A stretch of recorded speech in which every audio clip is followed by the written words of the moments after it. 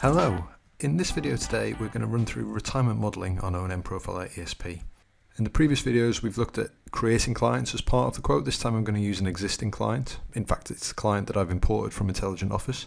We're going to look at modelling particular scenarios, making changes to income needs, market conditions, seeing what would happen if the stock market performed badly, and just generally giving you an introduction to retirement modelling on O&M. So let's dive into that quote. As ever, under our home button here, we're looking for a new retirement modeler quote. Remember, if it's an existing quote you're loading, you can go into the three little dots to see your previous work. But in this case, we're going to do a brand new quote. As ever, the system knows it needs to capture some input from us, so it's going to put the client details editor in front of us. With the previous videos, as I say, we've gone through filling in all these red boxes that we've been required to do. This time around, though, I'm going to pick a client from my existing client bank. So I can do the list, I can type straight into here, and the system will pull through that client's data. You can see, actually, at this point, we could go straight out to the modelling quote. I'm not going to, because I'm going to step through and show you all the various bits of information that we've got. So if we look at current plans, as I mentioned, this is a client that I have in Intelligent Office. So every time I go into this client, it gets synced, it gets pulled down from IO. I have these three plans, they've got up-to-date values, and all of the holdings are pulled in behind it. So it really is a massive time saver. If you've not had a look at the IO link yet, it's definitely worth doing. It's an app on their app store. Have a look at it, and yeah, it will save you an enormous amount of time. So I've got these three plans. If I want to add a new plan in, or if I was doing this from scratch, I've got the Add Plan button at the top here. This will give you the current plan editor, which you're familiar with from previous videos. But you can see there's a few extra options in here now. So I can add things like earned income, I can add in property, I can do all sorts of different things under here. I'm just going to add in a part-time job in this case. Let's just say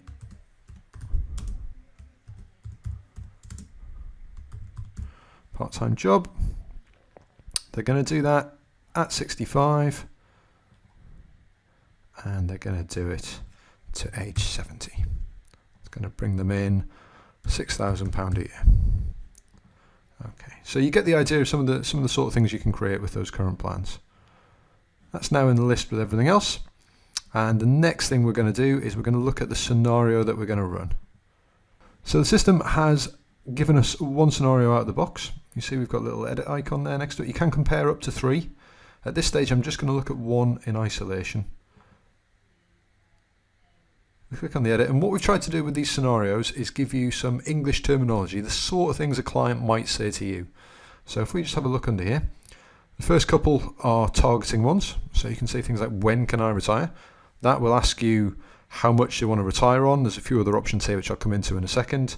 You can say, how much can I retire on? So it'll ask you for a retirement age this time, so the other way around. Or you can say, this client wants to retire at state pension, they want to retire on a particular percentage of salary. All sorts of different options here. You know, take tax-free cash now and retire later. That's a popular one.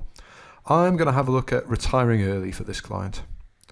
They want to go at, let's say, 62, and they're going to look at 18,000 a year. Okay, I'm not going to do anything else at this stage. I'm just going to leave it on those options and see what the system does.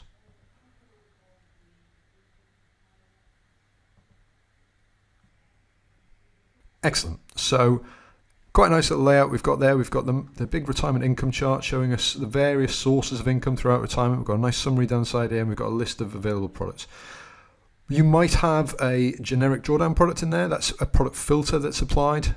You can either leave it at that, because what we're looking at here are the modelling scenarios rather than the product selection, or if you want to get involved in the product selection, or you've got a preferred product that you want to use, you can simply come under the modeler quote, filter your products, and change the list that you've got under here, or simply exclude the one that's there and pull all products in. Going back to our list though, first thing that jumps out at me is, firstly, this client can afford to retire on this. They've got some money left in the pot, not a whole lot as it happens. But also, when I created that part-time job, I did it from 65, but I've set them to retire from 62. So I'm just going to make a slight change to that and show you how you can go back into the current plans and how you can go back into the scenarios. So if we click on our modeler quote and head into current plans, you can see I can make any changes I want. This time around, I'm going to bring that forward a couple of years. They're going to do that part-time job then, but they're actually going to bring it forward a few years there as well. So they're going to stop doing that when their state pension kicks in.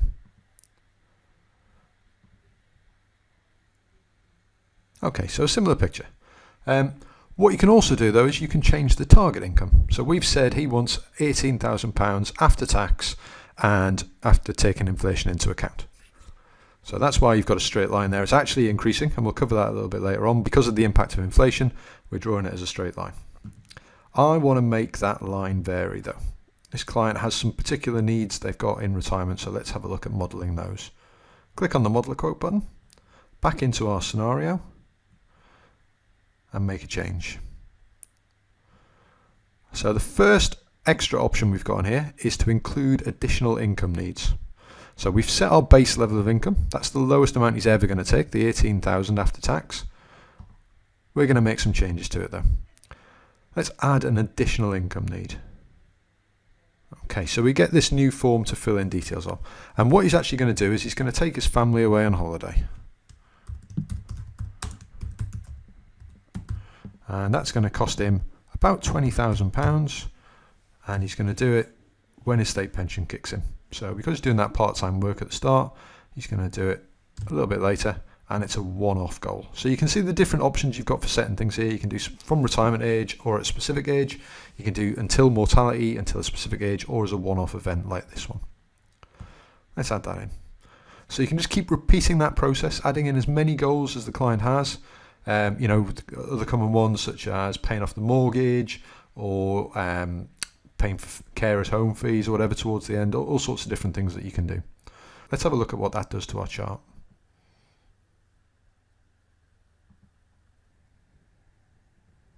Okay, so now we've got this base level of income. We've got a spike at 67 where he takes the family away, and he actually runs out of money now at age 98. He's still got his state pension obviously underneath that as well. So let's say at this stage we're happy with that. That's a good picture of what this client wants to do in retirement. We want to produce a report. So head up here to our report section, new report, and retirement scenario report. Now, as ever, I'm not going to go through the report in this video. We want to focus on the mechanics of the system and getting you up to speed. But if you've got any questions on the report, please send them through and we'll be happy to go through that with you. We'll also include a link to the report in this video. Okay. There was a few other options that we could change on that scenario, so let's go back in and look at that.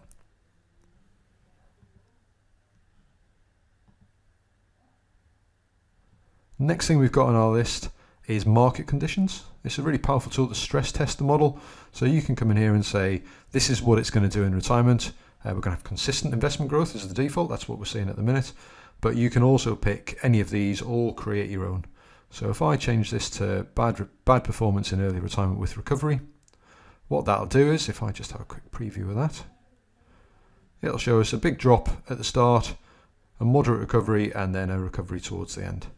And all of these values are relative to the growth rate that's being used. So you can choose to use a fixed growth rate, you can choose to use fund-specific growth rates when you're looking at products, all sorts of different options that you've got available to you. The other option on this screen is to use tax allowances. That's a really powerful tick box. I'd recommend almost always ticking that. What that will do is that will tell the system to take income from taxable sources up to the basic allowance. It will then use tax-free sources to top up the income up to the required amount. So obviously it can't do that in all scenarios, can't avoid you paying all tax altogether, but we'll see what it does for that magic number up there. So at the minute we've got a tax payable of 27,900. We've also added in these market conditions. Let's see what that looks like. There we go. So we've brought down their tax bill, but the market conditions have had a massive impact on the longevity of this model. So we might need to do a little bit more work, or we might need to look at a bit more detail at what is actually going on. We've got a great set of slides and dashboards to help you dig a little bit deeper into this. If we look under the Model a Quote button, and you can do this in any of the sections, there's always one of these view scenario details or view switch details or view fund details or whatever it might be. And when you click on that, it opens up a whole load of additional stories around this quote, around this model. So what we're looking at here is the yearly breakdowns. That's showing us the fund value year on year. It's showing us in a table as well as in a chart. We can look at the tax analysis for this. So we can see when they start paying their tax, how much tax they're paying. We can look at their income needs. So this will include the family holiday that we put in, but it also includes the nominal target income chart. So what I said at the start about inflation and the 18,000 being a consistent amount, it's interesting, by the time they get to 99, that 18,000 is actually £50,000 that they need to get, just assuming 2.5% inflation throughout. And finally, we've got our market conditions slides. So this shows us what we saw in that preview, the initial drop and the recovery. This time round, though, it's based on the actual growth rate used. So you can see that we've made a deduction of 10% from the base rate, but that actually translates to 5.5 or 4.5, depending on the tax status. And you can see the impact that had on the fund values. If we go back to our modeler quote, and let's just turn off that market condition.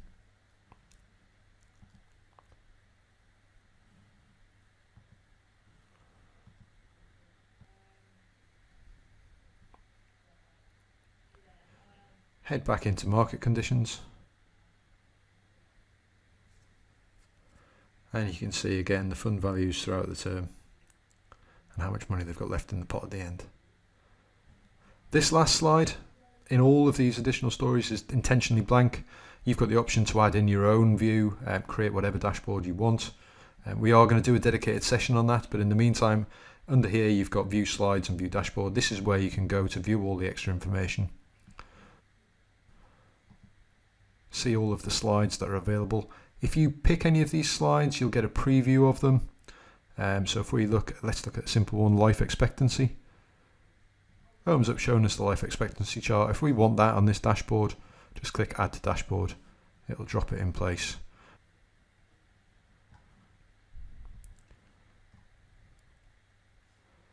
We can then resize it, drop in extra panels, do whatever we want. And we can do that on any of these dashboards.